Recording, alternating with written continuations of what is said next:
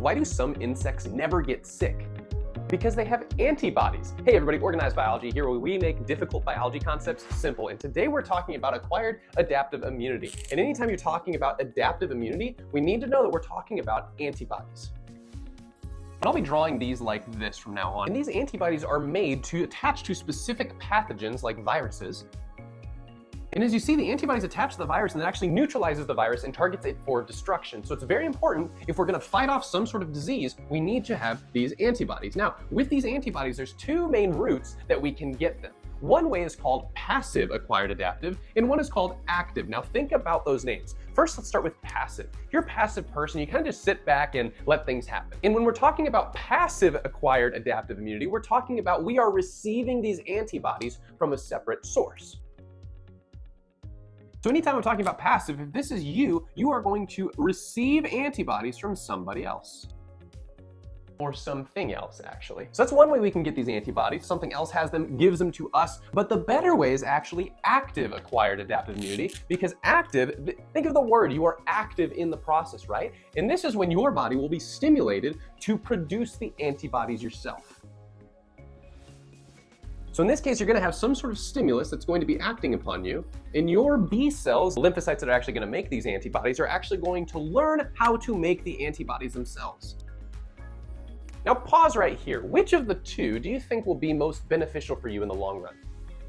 Well, likely this one, because you're actually training your body on how to learn to make the antibodies so you can fight off those infections, whereas this one is going to be more like a Band-Aid. It's gonna fix it for a little bit, but not long term. So if you've ever heard of the phrase, give a man a fish and he'll eat for a day, but teach a man to fish and he'll eat for a lifetime. That's the difference between passive and active acquired. But then we can subdivide each of them further based on if they are a natural process that happens during a normal lifespan, or it can actually be artificial, where, as you can think, we're using some sort of technology or lab to actually help these processes occur.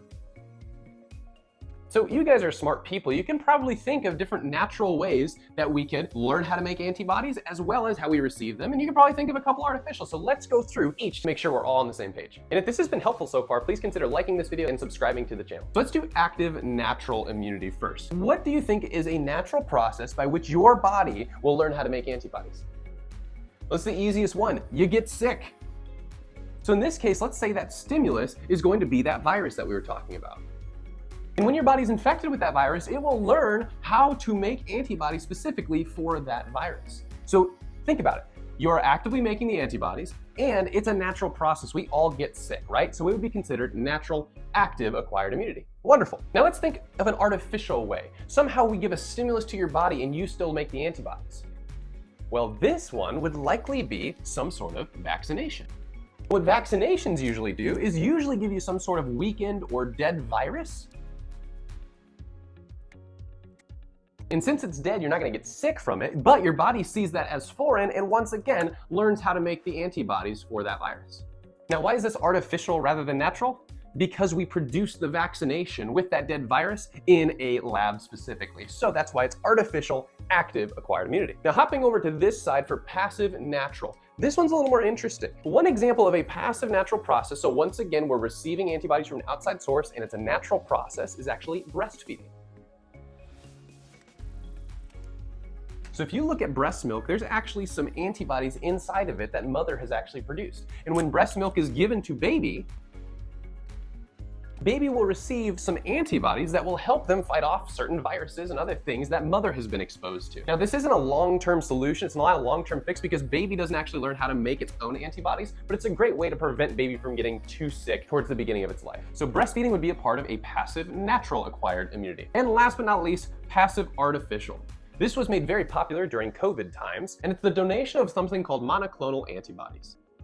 And this is actually what I showed up here, where you have a person has already been infected with the virus and they've already learned how to make those antibodies.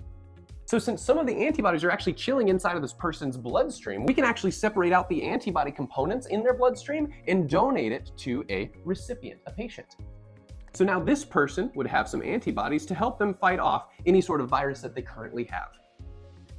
And once again, both of these passive ways are just short band-aids. They don't fully fix the problem because you haven't learned how to make the antibodies yourself. So for more on how we actually produce antibodies in our body, I recommend you watch this video here.